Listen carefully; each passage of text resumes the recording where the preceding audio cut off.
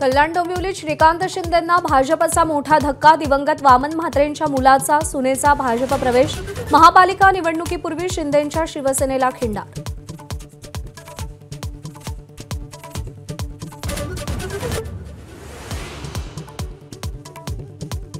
मालेगाव आणि छत्रपती संभाजीनगरमध्ये उद्धव ठाकरेंना मोठा धक्का। शिवसेनेचे उपनेते अद्वै हिरे आणि राजू शिंदे भाजपत पक्षप्रवेश करणार।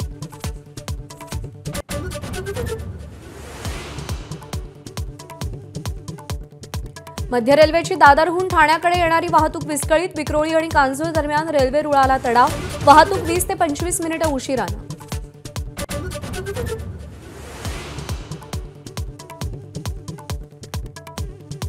मुंबई ठाणे नवी मुंबईतील सीएनजी पुरवठा अजूनही पूर्ववत नाही। काही सीएनजी पंपावर वाहनांच्या लांबच लांब रांगा। वडाळ्यातील सीएनजी गॅस पुरवठा करणाऱ्या गेल पाईपलाईन दुरुस्तीचं काम अद्याप सुरू।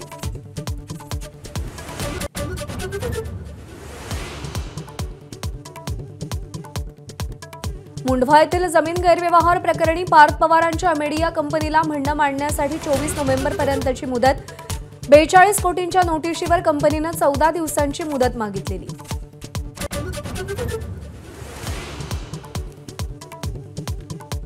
आरक्षित जागांची संख्या 50% जास्त झाल्यास निवडणुकाच रोखू। सुप्रीम कोर्टाचा कठोर इशारा। एससी एसटी ओबीसी आरक्षण 50% आतच ठेवा। सुप्रीम कोर्टाचा आदेश।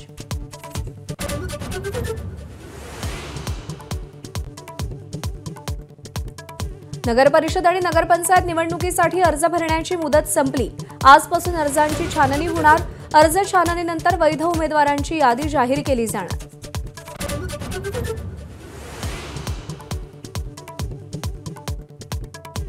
एबीपी माझाचा इम्पॅक्ट बोगस शालार्थ आयडी प्रकरण। नागपूरमधील पगार रखडलेल्या शिक्षकांना पगार मिळणार। गृहराज्यमंत्री पंकज भोयर यांचं आश्वासन।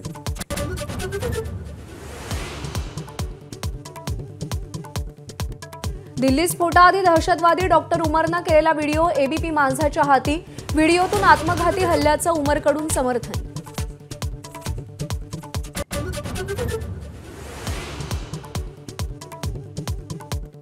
दिल्ली बॉम्बस्फोट प्रकरणात एनआयएची मोठी कारवाई। दहशतवादी उमरचा दुसरा साथीदार दानिशला श्रीनगरमधून अटक। हमाससारखा ड्रोन हल्ला करण्याचा कट होता, सूत्रांची माहिती।